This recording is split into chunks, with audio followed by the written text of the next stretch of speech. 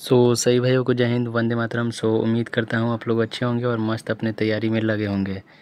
जितने भी student ITBP kitchen service के लिए ऑनलाइन आवेदन किए थे और एग्जामिनेशन डेट का वेट कर रहे हैं, आज के इस वीडियो में एग्जामिनेशन डेट के बारे में ही जानेंगे और साथ साथ ही जानेंगे कि आपका एग्ज़ाम पैटर्न के बारे में। बहुत सारे स्टूडेंट का ये अभी तक ये कंफर्म नहीं है, डाउट में है कि क्वेश्चन कितना पूछा जाता है, 100 मार्क्स का होता है या 50 मार्क्स का है एग्ज़ाम पैटर्न में, और किस तरीके से आपको किस सब्जेक्ट पे ज़्यादा फोकस करना चाहिए ताकि आपका सिलेक्शन में आसानी हो और अच्छे तरीके से आप तैयारी करें। जैसा कि आपको पता होगा कि आईटीबीपी का डिटेल सिलेबस उसके ऑफिशियल वेबसाइट पे भी नहीं है, बस बेसिकली उन्होंने जो सिलेबस बताया है वही सिलेबस मिलता है।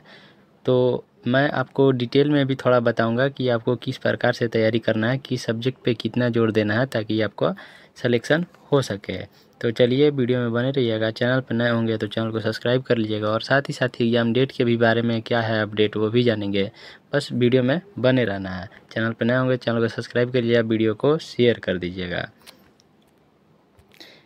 तो बात करें एग्ज़ाम पैटर्न का, सबसे पहले बात कर लेते हैं कि एग्ज़ाम पैटर्न किस प्रकार से आपका पूछा जाता है और कितने मार्क्स का आता है क्वेश्चन।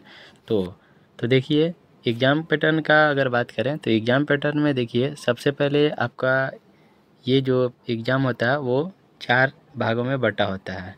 4 भागों में बटा होता है। फर्स्ट भाग में आपका जो 15 क्वेश्चन आते हैं, 15 क्वेश्चन आते हैं और 15 क्वेश्चन जीएस के होते हैं, जिसमें जीके जीएस होता है। ये जीके होता है, जीएस होता है। इसमें साइंस के क्वेश्चन भी इंक्लूड होते हैं और जनरल अवेयरनेस के भी। तो ये दोनों होते हैं, मतलब जीएस मान सकते हैं, साइंस में भी अब इंक्लूड होता है और जीएस भी। ठीक है, 15 क्वेश्चन ये बोल सकते हैं जीएस में। इसमें कुछ साइंस का और कुछ जो भी जीके जीएस का स्टैटिक जीके से रिलेटेड और करंट भी रहता है इस 15 क्वेश्चन में ही। ठीक है, 15 क्वेश्चन में ही करंट ही रहता है। 2 से 3 करंट हो जाएगा, इसी में करंट अफेयर भी और साथ ही साथ इसी में आपका जीएस भी और इसी में साइंस भी 15 क्वेश्चन में है। ठीक है, और 15 क्वेश्चन मान के चलिए ये हो गया करंट अफेयर, जीके जीएस ये। और 15 क्वेश्चन जो होता है, 15 क्वेश्चन रीजनिंग से होता है, 15 क्वेश्चन रीजनिंग से। और जो 10 क्वेश्चन रहता है मैथ से रहता है, 10 क्वेश्चन मैथ से, 10 क्वेश्चन मैथ से रहता है। मैथ में भी आपको एडवांस मैथ नहीं रहता है, ये जो नॉर्मल अर्थमेटिक जो मैथ होता है वही मैथ रहता है। मैथ का जो क्वेश्चन का लेवल भी रहता है उतना कोई हाई नहीं रहता है, नॉर्मली मैथ पूछा जाता है, आप आसानी से कर पाएंगे। अगर आप 10th का भी मैथ अगर पूछा भी जाता है तो उतना डीप नहीं पूछा जाता है। तो अगर टॉपिक मैं बता दूंगा इसमें, अभी ये पहले ये बेसिक जो सिलेबस है वो समझ लीजिए। मैथ हो गया 15 क्वेश्चन, देखिए जीएस रीजनिंग और जो साइंस से होता है 15 क्वेश्चन रहता है और 15 क्वेश्चन रीजनिंग से रहता है, 10 क्वेश्चन रहता है मैथ से और बचा 10 क्वेश्चन। 10 क्वेश्चन जो रहता है आपका हिंदी, या तो आप हिंदी कर लो इसमें या तो फिर इंग्लिश कर लो, इंग्लिश कर लो, मतलब कोई सा भी कर सकते हो। 10 क्वेश्चन हिंदी या इंग्लिश आपके ऊपर डिपेंड करता है कि आप कौन सा सब्जेक्ट मतलब आपको ज़्यादा बेटर जो भी चूज करना होगा। अगर आप इंग्लिश के भी एग्ज़ाम देना चाहते हो 10 मार्क्स का तो इंग्लिश भी दे सकते हो, हिंदी देना होगा तो हिंदी। एग्ज़ाम सेंटर पे आप वही एग्ज़ाम देते टाइम ही आपको चूज करना होता है। ठीक है, और टोटल जो सिलेबस का बात करें कि कितने मार्क्स का होता है तो 15 मार्क्स का हो गया आपका जीके जीएस जनरल अवेयरनेस, जो करंट अफेयर भी इसमें इंक्लूड होता है तो आपको ध्यान देना है। और 15 question GK GS general awareness हो गया, 15 क्वेश्चन रीजनिंग हो गया, 10 क्वेश्चन हो गया मैथ से और 10 क्वेश्चन हिंदी इंग्लिश। तो टोटल हो गया आपका 50 मार्क्स का। ठीक है, 50 मार्क्स का आपका टोटली मतलब होगा। टोटल 50 मार्क्स का आपका एग्ज़ाम होता है। कुछ बच्चों को डाउट था 100 मार्क्स का, तो नहीं, आपका किचन सर्विस का ट्रेडमैन का 50 मार्क्स का ही एग्ज़ाम होगा।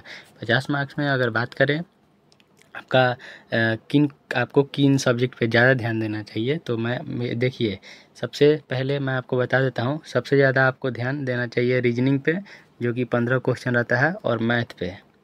ये जो ऐसे टॉपिक हैं मैथ और रीजनिंग, ये जो ऐसा टॉपिक है, जो मैथ और रीजनिंग जो ऐसा टॉपिक है जिसमें आप 100% चाहेंगे तो 100 का 100 स्कोर कर सकते हैं, बट आपका तैयारी बेहतर रहना चाहिए इसमें। और मैक्सिमम स्टूडेंट जो इसका ये पोर्शन होता है, इस पोर्शन में अपना स्कोर करते भी हैं। ठीक है, मैक्सिमम स्टूडेंट करेंगे इसमें का, और इसमें जो स्कोर कम किया तो को उसका थोड़ा प्रॉब्लम हो सकता है।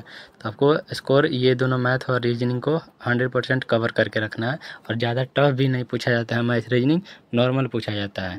जीडी से इसका जीडी लेवल बोल सकते हो, लेकिन जीडी से हल्का कम ही रहता है। जीडी लेवल बोल सकते हो, ऐसे जीडी का जो पैटर्न रहता है वही, बट इसमें ज़्यादा क्वेश्चन नहीं रहता है, तो इस वजह से वही रहता है। और मैथ का बात करें तो ज़्यादा क्वेश्चन रहते हैं परसेंटेज से, परसेंटेज जो परसेंटेज चैप्टर है उससे रहता है। प्रॉफिट एंड लॉस होता है, प्रॉफिट एंड लॉस से रहता है।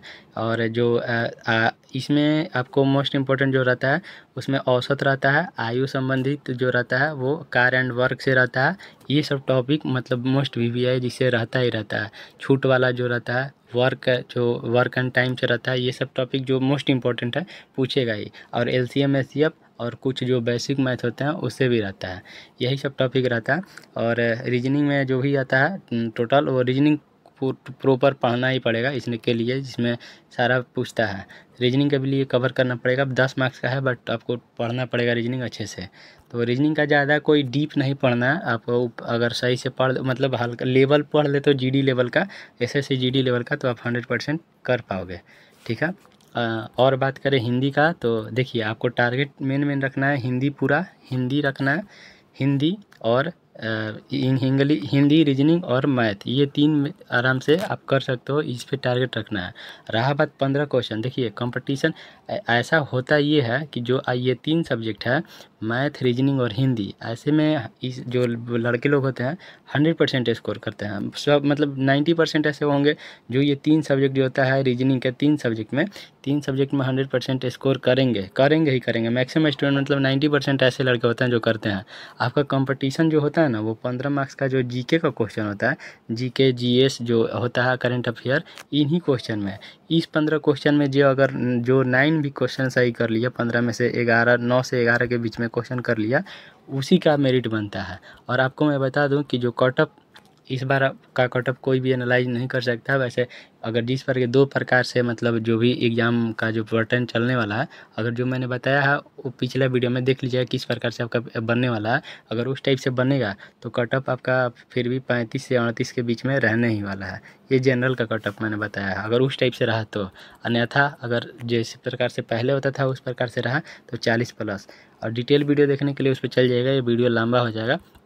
अब बात कर लेते हैं, वीडियो मिल जाएगा चैनल पे, या फिर इस वीडियो के एंड स्क्रीन पे लगा दूंगा। ठीक है। और बात करें इसका एग्ज़ाम का, तो देखिए एग्ज़ाम को लेके अभी तक कोई अपडेट नहीं है।